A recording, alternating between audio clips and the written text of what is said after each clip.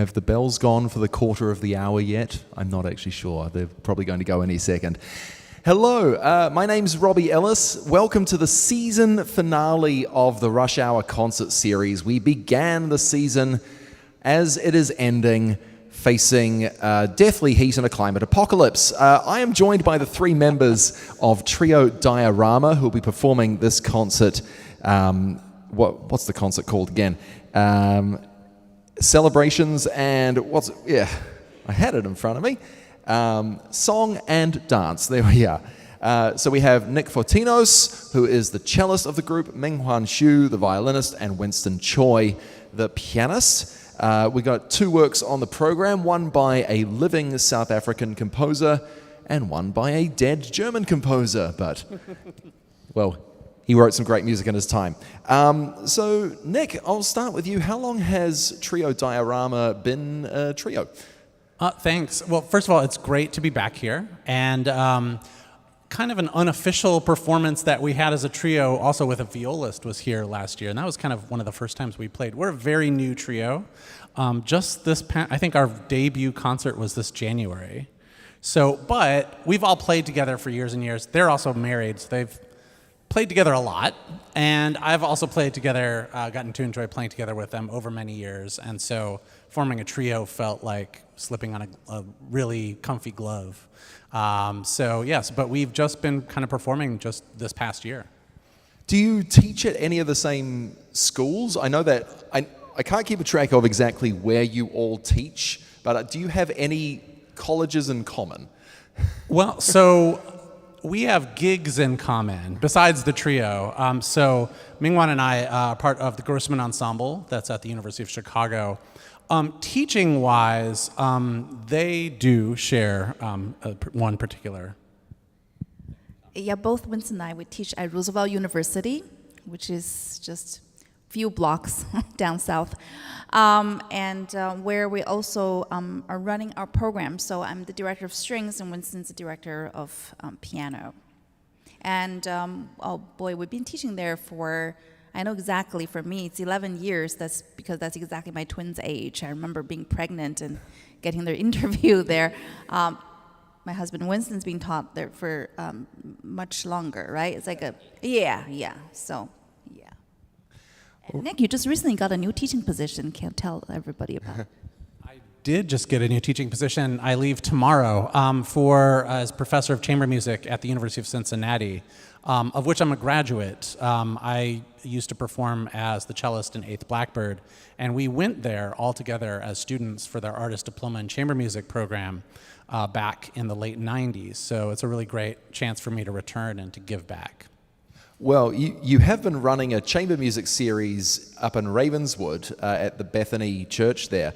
Are you still going to run that next season, given that you're going to be based in Ohio? Yeah, well, so I'm going to be based here, okay. But also going down there quite a bit. But yes, the answer to your question is yes. My wife and I run a small chamber music series called Chamber Music at Bethany, which is in Ravenswood at Bethany United Church of Christ. And she actually works a lot with vocalists. I work a lot with a lot of other instrumentalists. And so we tend to craft about 4 concerts a year. The trio's debut was at one of those concerts this past January. So we're going to keep that going. Cool. Well, let's get to the music. And Winston, I'd like to talk to you because you are also a composer, and the first piece on the program is a contemporary work. It's by Bongani Ndodana-Breen, South African composer from Cape Town. He's said in an interview, "I write classical music with an African twist." He's written an opera about Winnie Mandela, a work for soprano and orchestra about Nelson Mandela, which was written for the Minnesota Orchestra, and his piano trio is called Two Nguni Dancers. So Nguni is kind of a catch-all term for a few different ethnic groups in Southern Africa. So let's say something about the piece. We've got something about a healer and something about a fable, a dance for a children's fairy tale. It's a wonderful piece of music. We enjoy this work thoroughly. I can speak on behalf of all three of us. We were introduced to this particular composer through Rush Hour concerts, and it's been such a treasure. And any chance when we get to learn a new piece of music, it's a new perspective on life and a new perspective on how a composer interacts with the world and hears music. And the program notes in the program themselves are wonderful. It gives you a lot of insight into the piece. But a few other perspectives, maybe from our standpoint, it's music that may sound very simplistic because harmonically it's circling around the same small set of parameters. It's just a few pitches of simplistic harmonies, but the rhythmic interplay is what's really exciting and interesting. And even then, it can be kind of enveloped within a kind of simplistic sheen to it. Yet at the same time, there's a whole lot of interaction going on, and it's very kind of groove-based, one could say, although a different type of grooving than what we might be used to. But it's wonderful in terms of the folk influences. He writes that there's childlike qualities within the second movement, and it's not programmatic, but you can see little images of different characters dancing around, maybe some supernatural, and just kind of let your imagination carry you in any kind of direction. Yeah, you mentioned the rhythms more from, of course, he's from South Africa, so Southern Africa, quite different to West Africa. West Africa has informed a lot of the pop rock music that we know, a lot of Caribbean music, but Southern Africa, bit of a different deal. And I came to you as a composer. Before we get to the Mendelssohn, have you been writing anything lately, or you kind of been too busy playing other people's music? Yeah, that's a good question. I don't really consider myself a composer. Well, you have, right? I would call myself a musician who likes to dabble, and I do enjoy writing. I've written a small handful, less than a handful of pieces, I should say. I would say maybe a bigger passion of mine is arranging, or reimagining, taking things that exist and putting a twist on it. So what sort of pieces what sort of instrumentations do you like to arrange from and to? A large part of what my arrangements have been to do with violin and piano, at MingHuan's encouragement, to take something that exists and personalize it, make it something of your own. So yeah, a recent arrangement, which we actually played a year ago, was an arrangement of Bernstein's Somewhere, mixed with Somewhere Over the Rainbow, mixed with a few other tunes put in there. So that's something we've been playing quite a bit. So that's the type of thing I like to do is take existing tunes and see how they can be combined. I'm not trying to necessarily for something clever. It's more to think, is there a meaning between two songs which might seem quite distant, and how I can bring them together. Let's get on to the Mendelssohn, which is the larger work in the program today. MingHuan, I'm guessing you played this work you probably all have a number of times.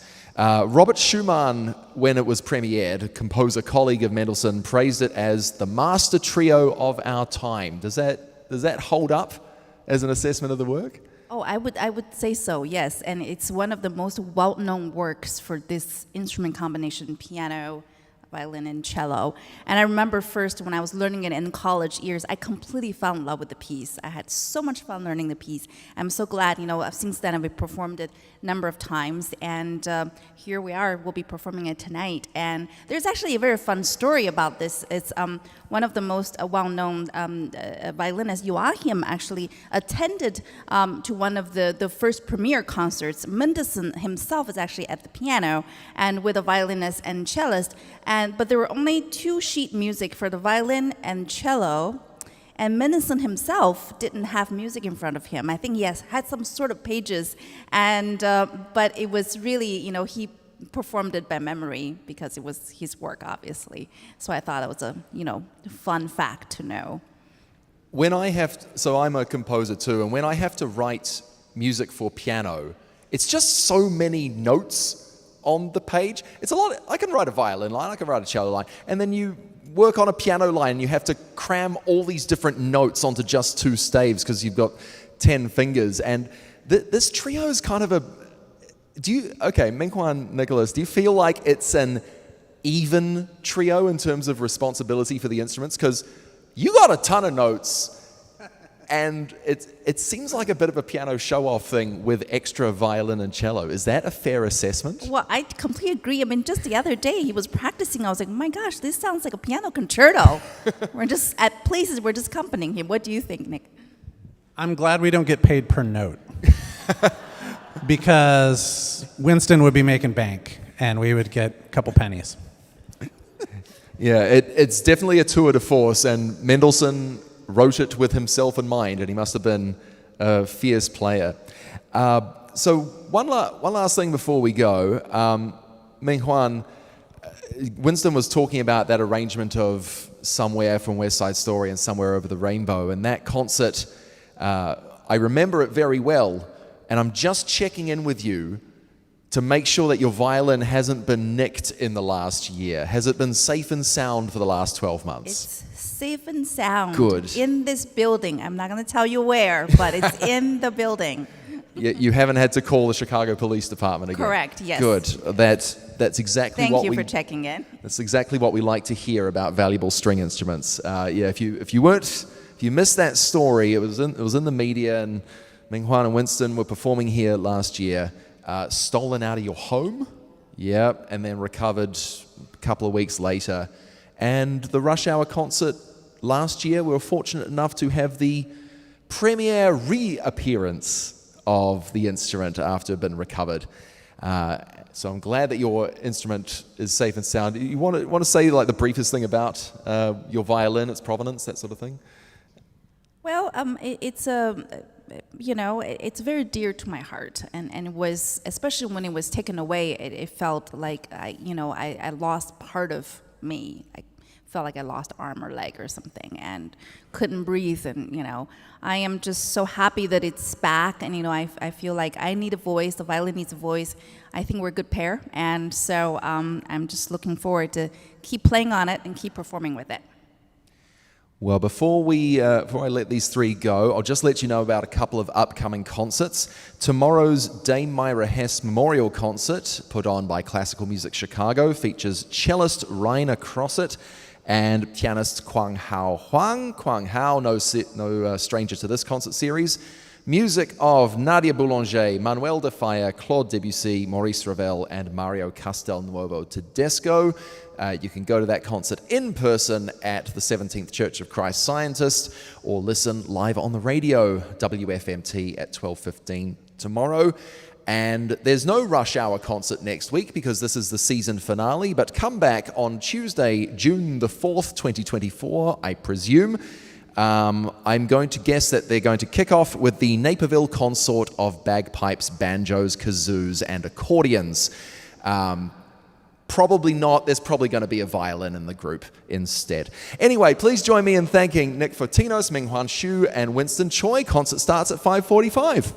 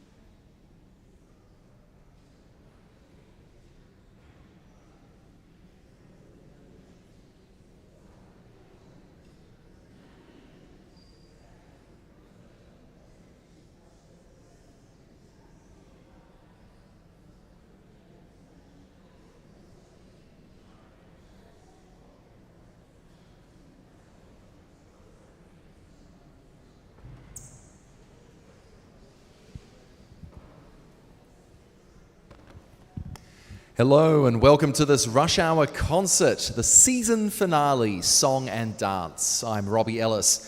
Rush Hour concerts are presented by Classical Music Chicago and supported in part by an award from the Illinois Arts Council Agency. Rush Hour concerts are produced in partnership with St. James Cathedral. To perform the music today of Bongani Ndodana-Breen and Felix Mendelssohn, please welcome trio Diorama, MingHuan Xu on violin, Nick Photinos on cello, and pianist Winston Choi.